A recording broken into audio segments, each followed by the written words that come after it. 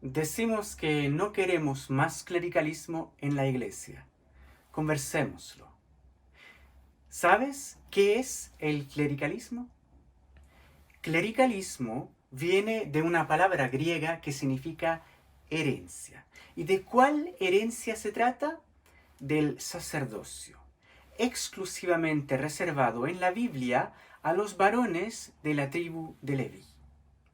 Metafóricamente, en la iglesia hablamos de clericalismo para denunciar una ideología que pretende concentrar el poder entre las manos de un grupo selecto, los clérigos. Sin embargo, el mensaje de Jesús y de sus discípulos es justamente que en la iglesia no hay grupos exclusivos. Todos somos herederos de la misma promesa. En este sentido, considerar a los obispos, los presbíteros, los diáconos o los religiosos y las religiosas como una élite es una aberración. Ahora bien, hablando de sacerdocio, es decir, de la función de realizar sacrificios rituales, resulta que los primeros cristianos no pensaron necesitarla. Según la carta a los hebreos, los cristianos ya no necesitamos sacerdotes, chamanes o machis, puesto que Jesús nos obtuvo una vez por todas lo que pretenden obtener los sacrificios, el perdón de los pecados y la comunión con Dios. En este sentido, Jesús es para los cristianos el único y definitivo gran sacerdote.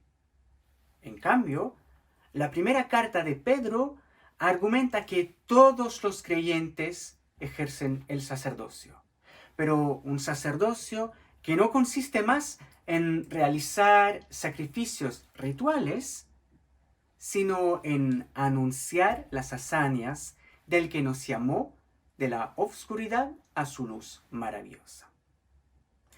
Lo que sí necesitaban los primeros cristianos, como cualquier grupo humano, son funciones de gobierno de la comunidad, de presidencia de las asambleas, de administración de los sacramentos, de proclamación del Evangelio, de transmisión de la enseñanza. Los cristianos católicos damos por evidente que estas funciones las ejercen principalmente los obispos, los presbíteros y los diáconos. ¿Sabías que esta distribución era el resultado de un largo proceso histórico de homogenización que se fijó solo a finales del segundo siglo de nuestra era? Solo al principio del siglo IV se empezó a llamar sacerdotes a los obispos y más tarde también a los presbíteros, por analogía con los líderes religiosos del mundo grecorromano. De forma paralela, el Estado romano empezó a considerar a los obispos como miembros de una aristocracia equiparables a los senadores del imperio. Y es que en efecto, buena parte de los obispos eran miembros de la élite económica y cultural. Realmente se cumplía la palabra de Jesús de que los que ejercen funciones de dirección fueran servidores, ministros.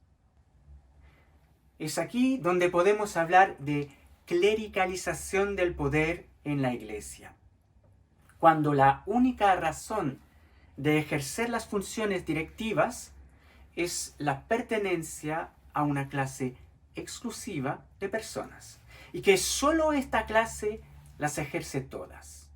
Yo incluso hablaría de una sacralización, cuando dando a estos dirigentes el nombre de sacerdotes, corremos el peligro de considerarlos como personas sagradas, en contacto directo con Dios, excluyendo al resto de los miembros de la iglesia. Entonces, cómo desclericalizar las funciones de presidencia en la Iglesia.